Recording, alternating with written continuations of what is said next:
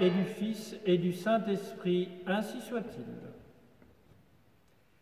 Aimer est ma vocation, je n'ai plus d'autre passion. Saint Jean de la Croix, mystique de la beauté et de l'amour. Une vie traversée d'épreuves. Fils d'un père issu d'une noble famille de Tolède, chassé de chez lui et déshérité pour avoir épousé une humble tisseuse de soie, il perd son frère puiné Louis, puis devient orphelin de père à 9 ans et se retrouve à vivre avec sa mère Catalina et son frère Francesco dans l'exclusion, l'errance et la misère.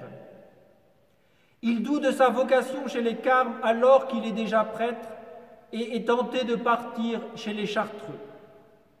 Le chapitre général des Carmes prend des décisions pour mettre fin à la réforme thérésienne dans laquelle il était lui-même engagé. Jalousé, il est finalement calomnié et enlevé par des frères Carmes opposés à la réforme le 2 décembre 1577 à Avila, et le voilà emprisonné injustement 9 mois durant dans le couvent des Carmes de Tolède, avec privation, insultes, contraintes physiques et morales, avant qu'il ne réussisse à s'en échapper. En 1591, quelques mois avant sa mort, il est à nouveau marginalisé, les Carmes déchaussés eux-mêmes étant divisés sur la façon de comprendre le charisme thérésien. Et un chapitre général décide alors de l'envoyer fonder au Mexique. Mais une fièvre qui ne le quittera plus le prend, et c'est au couvent proche de Ubeda qu'il rendra son âme à Dieu le 14 décembre 1591. Dans le domaine spirituel, il connaîtra des nuits intérieures, nuits des sens, nuits de l'esprit et des crises de scrupules. La nuit des sens et la nuit de l'esprit pour laisser Dieu aimer et œuvrer en lui. Son temps difficile de mise au secret dans le couvent des Carmes de Tolède verra son âme éprouvée et purifiée et permettra à son âme mystique de vibrer aux inspirations divines et de le voir ainsi composer ses premiers grands poèmes, avec en particulier les 9 romances sur l'incarnation au temps de Noël et le chant de l'âme et de l'époux au temps de Pâques. Saint Jean de la Croix veut nous montrer le chemin pour parvenir à la sainteté, à l'état de perfection auquel Dieu nous appelle tous. Et à lui s'appliquent bien alors les paroles du psaume 36, verset 30, que le graduel de la messe des docteurs reprend. Le saint n'a que des paroles de sagesse à la bouche et il enseigne la sainteté.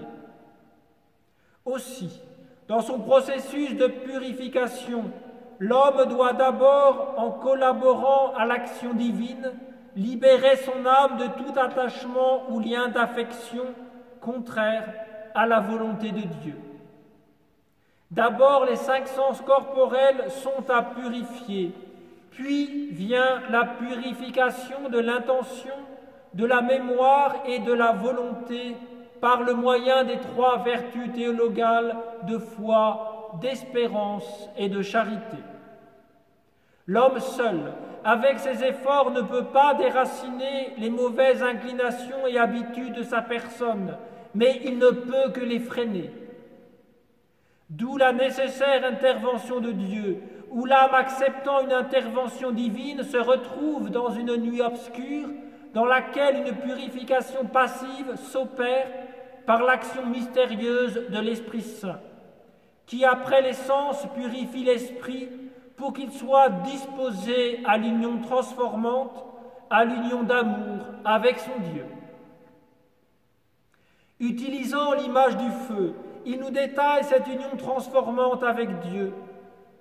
De même que le feu, plus il brûle et consume le bois, plus il devient incandescent jusqu'à devenir flamme. Ainsi l'Esprit Saint, qui au cours de la nuit obscure purifie, nettoie l'âme, avec le temps l'illumine et la réchauffe comme si elle était une flamme. La vie de l'âme docile devient alors une incessante fête de l'Esprit Saint, qui la transforme à sa guise et lui laisse désirer et entrevoir la gloire de l'union avec Dieu dans l'éternité. Aller par la beauté et la compassion à l'amour. Dieu lui a donné de multiples dons, aussi est-il émerveillé et sensible au beau. Son esprit vif est ouvert, sa piété réelle, son sens du service d'autrui développé. Ainsi, il sera entre autres infirmier à l'hôpital de la Conception.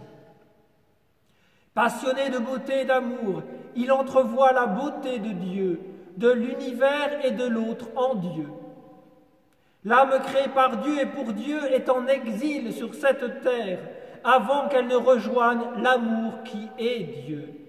D'où ces paroles qui jaillissent de son cantique spirituel. Faisons en sorte que par l'exercice de l'amour, nous en arrivions à nous voir en ta beauté au sein de l'éternelle vie. Que je sois tellement transformé en ta beauté, que je te devienne semblable, en sorte que, nous contemplant l'un l'autre, chacun de nous voit dans l'autre sa propre beauté, qui ne sera que ta seule beauté, mon bien-aimé. Ainsi, au soir de sa vie, il demandera aux prieurs du couvent proche d'Oubeda, où il est mourant, de lire en guise de prière des agonisants le cantique des cantiques qui a charmé son âme sa vie durant et qui est son chant d'amour et de donation éternelle à son Seigneur. Et ses frères Carmes, récitant l'office des matines, il les quittera en disant « Aujourd'hui, je vais chanter l'office au ciel ». La réforme du Carmel avec sainte Thérèse de Jésus. À 20 ans, en 1563, il prend l'habit chez les Carmes sous le nom de Jean de Saint-Mathias. C'est à Médina où il est revenu en 1567 pour y célébrer sa première messe qu'il rencontre sœur Thérèse de Jésus, venue y fonder son deuxième Carmel déchaussé. La sainte voulait aussi entraîner des frères Carmes dans la réforme de l'ordre, avec une vie de retour aux pratiques primitives de l'ordre. Et le frère Jean de se laisser convaincre pour la plus grande gloire de Dieu. Et le voici devenir fondateur de couvent de Carmes déchaussés. Renouvant alors sa profession de foi selon la règle primitive, il adopte un nouveau nom et il s'appellera dorénavant Jean de la Croix.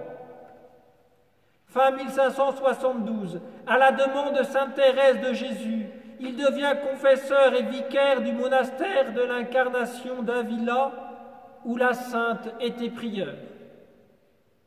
Ainsi Dieu permit cette belle collaboration et amitié spirituelle entre ces deux âmes d'élite, et sainte Thérèse d'écrire ses œuvres majeures à cette époque. Après la mort de sœur Thérèse en 1582, il voyage beaucoup pour encourager les nouveaux couvents de frères et de moniales. Ainsi, la réforme des Carmes, après avoir failli sombrer, se retrouve en pleine expansion, car tel était le vouloir divin dont Thérèse d'Avila et Jean de la Croix auront été les instruments. L'Église le béatifia par le pape Clément X en 1675, le canonisa par le pape Benoît XIII en 1726 et le proclama docteur de l'Église par le pape Pie XI en 1926 avec le titre de Doctor Mysticus, docteur mystique. Mais au fait, qu'est-ce que la vie et l'œuvre de Saint Jean de la Croix peuvent bien nous apprendre aujourd'hui? D'abord, les processus de purification de l'âme qu'il décrit sont une réalité de la vie spirituelle, de la personne qui cherche à s'unir tout entière à son Dieu. Ensuite, par sa vie et par son œuvre, il n'a rien d'un mystique désincarné, avec notamment ses responsabilités de fondateur, de prieur et au conseil de l'ordre.